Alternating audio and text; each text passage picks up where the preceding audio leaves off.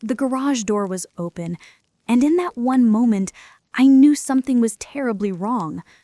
My late husband's car, the one he spent 20 years rebuilding, was gone. Not stolen by strangers, but sold by my own son. That morning, I had no idea his decision would uncover a secret my husband left behind, one that would save me and teach my son a lesson he'd never forget. My name is Grace Bennett, and this is how my husband protected us, even after he was gone. The smell of coffee filled the kitchen, but I didn't take a sip. Through the window, I could see the garage door rolled up, sunlight spilling into the dark, empty space where Henry's car always sat. He never left it open, not once, in 40 years of marriage. I stepped outside, still in my slippers. The morning air was warm for April, soft against my face. The concrete felt cold under my feet. For a moment, I stood there, staring at the emptiness. Henry's workbench was exactly how he left it, his tools hung in perfect order, his red toolbox closed, his old coffee mug still sitting on the shelf, a faint ring of stain around the rim. But the car was gone. The place where it should have been looked like a wound. I walked closer, heart pounding, trying to make sense of what I was seeing. The journal Henry used to keep, filled with his small, neat handwriting, lay open on the bench. The last line read, "Almost finished. Can't wait to show Grace how to drive her properly." My eyes blurred. He'd planned to teach me once we retired. We were going to take that car on a road trip across the country. Now it was just gone. I turned when I heard the sound of tires on gravel. A black BMW pulled into the driveway. My son, Michael, stepped out, hands shoved deep in his pockets. His wife, Sabrina, followed. Sunglasses, designer clothes, expression unreadable. "Mom," Michael said, not meeting my eyes. "Where's your father's car?" I quietly said. He hesitated, then finally whispered, "I sold it." The world tilted. You what?" "I needed the money." He said, "Sabrina's Paris trip is important for her business. I couldn't let her down." I looked at him, the same boy I'd once held through fevers, heartbreaks, and first days of school, and I saw a man I didn't recognize. "That car was your father's life." "It was just sitting there, Mom." "He's gone. It's just a car." Just a car. The words hit harder than I expected. Sabrina stepped forward then, her voice smooth, her tone rehearsed. "It's done, Grace. The car's sold. We leave for Paris tomorrow." I didn't answer. I just looked at her, the woman who somehow always smiled when things broke. When they drove away, I stood in the open garage alone. The echo of the engine faded, and I whispered to the empty space, "Henry, what do I do now?" I didn't sleep that night. Every time I closed my eyes, I saw the empty spot in the garage, the ghost of Henry's car still sitting there, the light catching where the metal used to shine. By morning, I was sitting at the kitchen table with his old journal open in front of me, tracing the words he'd written, "For Grace. One day you'll drive her yourself." My coffee had gone cold when the phone rang. Unknown number, I almost didn't answer. "Mrs. Bennett." A man's voice, steady but rough around the edges. "This is Tom Graves, from Graves Classic Auto." I froze. "Tom who? I believe I have your husband's car. And there's something he wanted you to know. Something he hid before he passed." For a moment, I couldn't speak. The air felt too heavy to breathe. "I don't understand," I whispered. "My son sold that car." "I know. He brought it here 3 days ago, but your husband, Henry, made me promise that if I ever saw it again, I should call you. He said you'd need to find what he left inside." My heart began to race. What exactly did he leave? There was a pause. "I think it's better if you see for yourself." He gave me an address, an industrial street across town. I wrote it down on the back of an envelope with shaking hands. Before I left, I looked out the window one more time, at the garage door now closed, at the quiet house Henry had built with his own hands. Then I whispered, "All right, Henry, I'm coming." Tom's auto shop sat at the edge of town. Silver metal walls, glass front, the kind of place Henry would have loved. Rows of polished classic cars gleamed under bright white lights. Tom was waiting outside when I pulled in. Silver hair, oil-stained hands, eyes kind, but red like he hadn't slept much. "Mrs. Bennet," he said softly, "thank you for coming." He led me inside, and there it was, Henry's car. Her burgundy paint shone under the lights, flawless, proud. My chest tightened. I walked closer, fingers brushing the hood. It was cool to the touch. "This car," Tom said, voice trembling. "Your husband, he wasn't just restoring metal. He was preserving memories." He told me how 25 years ago, Henry had co-signed a business loan for him when no one else would. "This shop exists because of your husband." He said, "I paid him back every cent, but he never wanted the money, just said I should help someone else when I could." I swallowed hard. "That sounds like him." Tom nodded, then reached for something near the dashboard. "2 years ago," he continued, "he brought the car here, asked me to help him install a secret compartment, said if anything ever happened to him, I'd know when to call you." He showed me a hidden latch behind the old radio. "Press here, then pull." My fingers shook as I followed his instructions. The panel clicked loose, and behind it sat a small manila folder, a sealed envelope with my name on it, and a tiny wooden box with a key inside. For a moment, I just stared. It felt like Henry was right there beside me, steady and patient, whispering, "Go on, Grace." I opened the envelope first. Henry's handwriting filled the page, careful, familiar. And at the top, dated just weeks before he died, it said, "If you're reading this, Grace, it means I couldn't tell you in person, but I need you to know the truth about her." My breath caught. I read the next line, and my world tilted again. Henry's handwriting was steady, even near the end. "Grace, if you're reading this, I'm sorry. I wanted to tell you myself, but I needed proof before I did. For 18 months, I've been investigating Sabrina." I blinked, reading it twice. "Investigating? Sabrina?" "She's not who she says she is," the letter went on. "Her real name is Lena Cortland. She's done this before, twice that I could confirm. Each time she marries a man with aging parents, convinces him to sell what his family owns, and then disappears with the money." My heart pounded. I looked up at the car, at the seat where Henry used to sit, and I felt anger, fear, and disbelief all at once. The folder inside the compartment was thick, filled with photographs and documents. Sabrina, or Lena, smiling in wedding photos with 2 different men, marriage certificates, newspaper clippings, notes in Henry's handwriting. He had everything: dates, names, even phone numbers of her past victims. At the bottom of one page, he'd written, "She's studying our family, asking about the house, our savings, your health. Her next move will be convincing Michael you can't live alone." I felt cold all over. He knew it. He saw it coming, and I never did. Under the folder lay a small wooden box.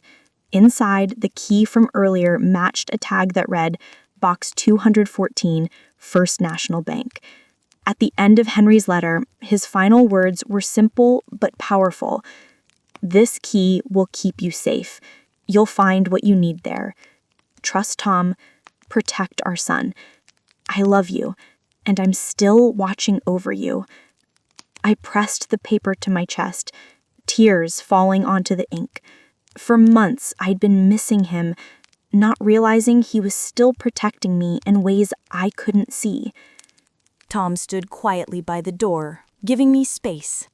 When I finally looked up, he said softly, "Whatever he left, it was meant for you, not to hurt you, but to keep you standing." I nodded, closing the folder carefully. I had answers now, but I also had a new question. What exactly had Henry left for me in that deposit box? The next morning, I drove straight to the bank, the key from Henry's box cold in my hand the entire way there. I didn't tell anyone where I was going. Some part of me felt like I was following his voice. The bank manager led me into a quiet back room and opened the safe deposit vault. Box 214 slid out easily. Inside was a single envelope with my name on it and Henry's handwriting once again. "Grace, I bought these shares decades ago for a patient's son starting a small tech company. I never expected them to be worth anything. I forgot about them. Until now. You'll be fine, my love. You're taken care of." I unfolded the documents, old stock certificates, official, stamped, perfectly kept. The manager typed a few keys on her computer, then stopped. "Mrs. Bennett?" She blinked. "These are valued at roughly $340,000. I just stared at her. "Are you sure?" She nodded. "Your husband left you more than savings, Mrs. Bennett. He left you freedom." Freedom? The word felt strange in my mouth. That afternoon, I met with the man Henry had mentioned in his notes, Peter Coleman, a private investigator who used to work with him. He was calm, methodical, and already knew why I was there. "Henry told me to wait until you came," he said, sliding a folder across the table. Inside were records, Sabrina's online activity, fake IDs, financial reports, and credit cards under Michael's name. "She's already preparing her next move," Peter explained. "Trips, purchases, debts your son doesn't even know exist." I pressed a hand to my chest. "So she's building a story?" "Exactly," he said. "Phase 1, charm. Phase 2, control. Phase 3, convince everyone you're declining. Phase 4, take everything."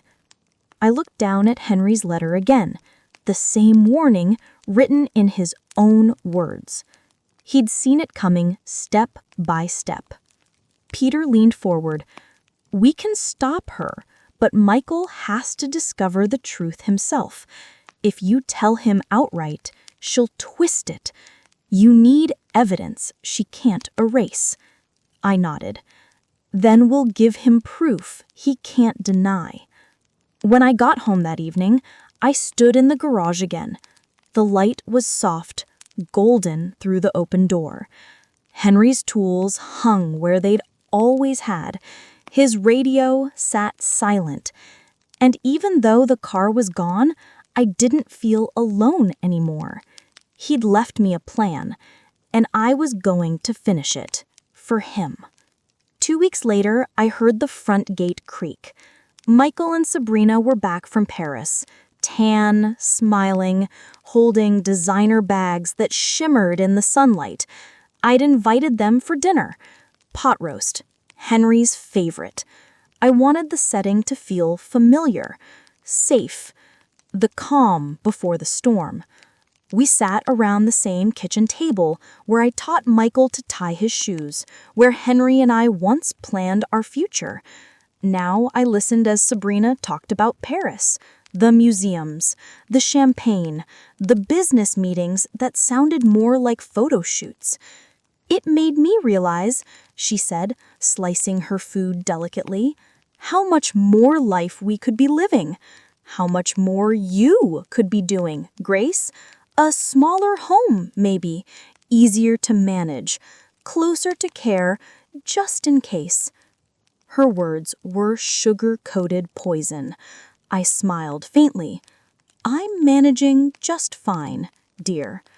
Michael nodded along. We just worry, Mom. It's a big house for one person. We, not I. I recognized the pattern. Every phrase gentle, every concern rehearsed. Henry had seen this coming. Now I could see it too. After dinner, I brought out pie.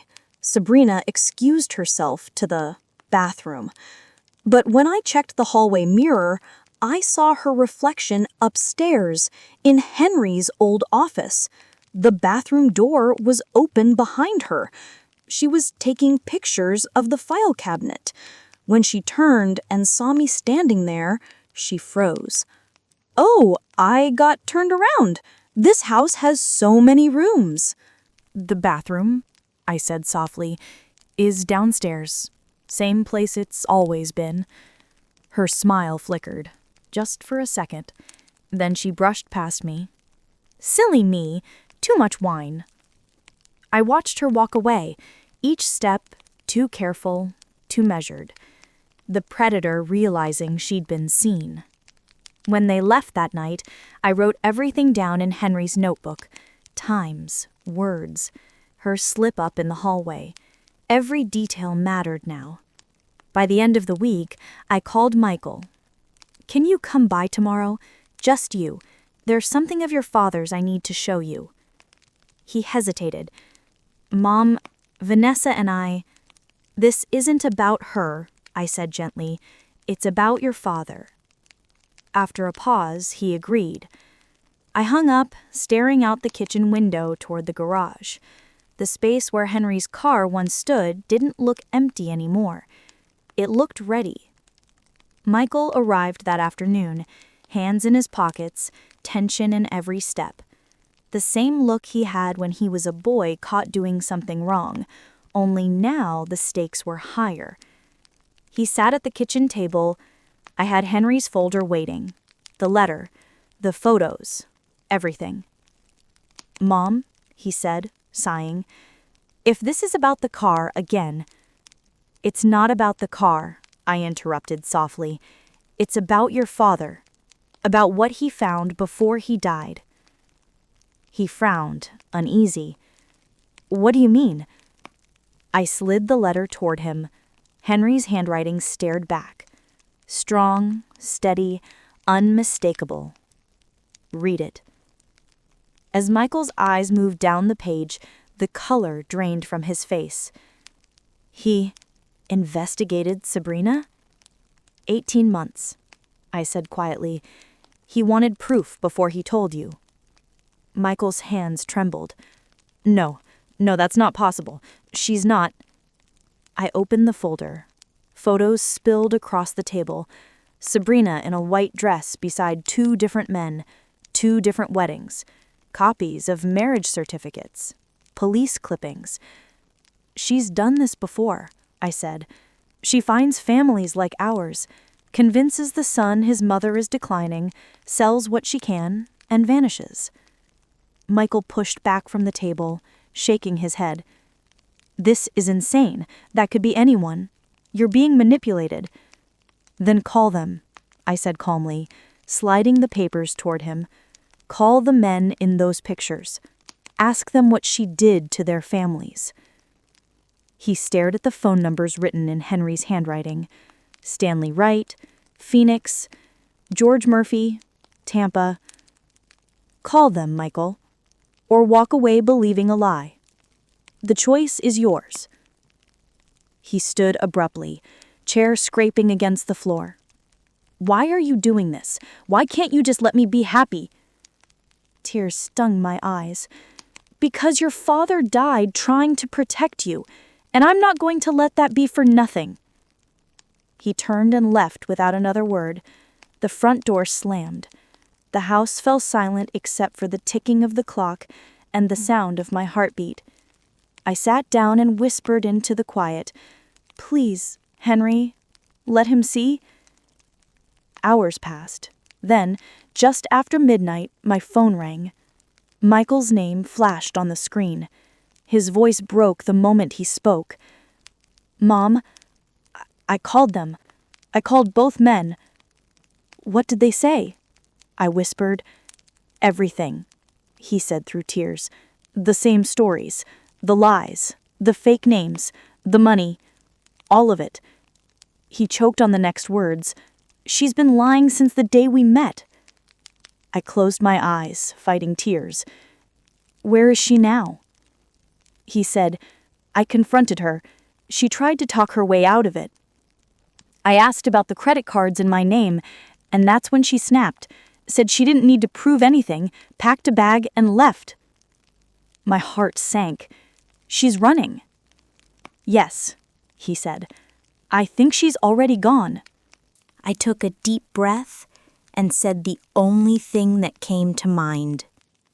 Then we stop her. Together. By sunrise, we were already on the road. Peter, the investigator Henry once trusted, met us at my house. He'd been tracking Sabrina's credit cards. She's at the airport, he said, leaving under a fake name, but the police are ready. An hour later, we stood near the terminal doors, hidden behind a column. Michael's hands were shaking. I took one in mine. Breathe, I whispered. Your father's with us. Then we saw her. Sabrina, calm, composed, dragging 2 expensive suitcases, her face hidden behind designer sunglasses. She looked untouchable. Until 2 detectives stepped in front of her. Ma'am, we need to speak with you, one said. Is there a problem? She replied smoothly. Yes, the detective said. Linda Marsh, you're under arrest for fraud and identity theft. Her mask cracked. In an instant, she ran, but didn't make it far. Within seconds, officers had her pinned down near the departure gate, her screams echoing through the terminal. When she saw us watching, her expression changed. Rage, pure and sharp. You, she hissed, straining against the cuffs. You ruined everything. Michael flinched, but I stepped forward just enough to meet her eyes. No, I said quietly. You did. Her glare burned, but I didn't look away. She was gone moments later, dragged through a side door and out of sight. The silence that followed felt like the first real breath in months. Michael turned to me, eyes red. Dad was right about her, about everything. I nodded, squeezing his hand. He always was. 2 months later, Tom pulled into my driveway one Saturday morning. The sound of a deep, familiar engine rumbling through the air. I looked out the window and froze. There it was. The Shelby. Burgundy paint shining in the sunlight, chrome gleaming like new. Tom stepped out, smiling. She belongs here, Grace. Always did. Michael came outside, speechless. His eyes filled when Tom handed me the keys. Your husband built this car for love, not for profit, and love should always find its way home. He backed the car into the garage, the same space that once felt empty, now full again. The smell of oil, leather, and memory filled the air. Michael rested a hand on the hood. He don't deserve this, he whispered. You do, because you learned what your father tried to teach us both, that real value isn't in what we keep, but in what we protect. Later that afternoon, we opened Henry's old work journal. Michael stood beside me, reading his father's notes, page after page of careful handwriting and patience. He smiled. He wanted me to finish what he started. Then let's do it together, I said. When we started the engine, the Shelby came alive, smooth, powerful, proud. And in that sound, I heard him. Henry, still with us, still protecting us. I looked at Michael, then at the open road ahead. We're going to be okay, I whispered. And for the first time in a long while, I truly believed it.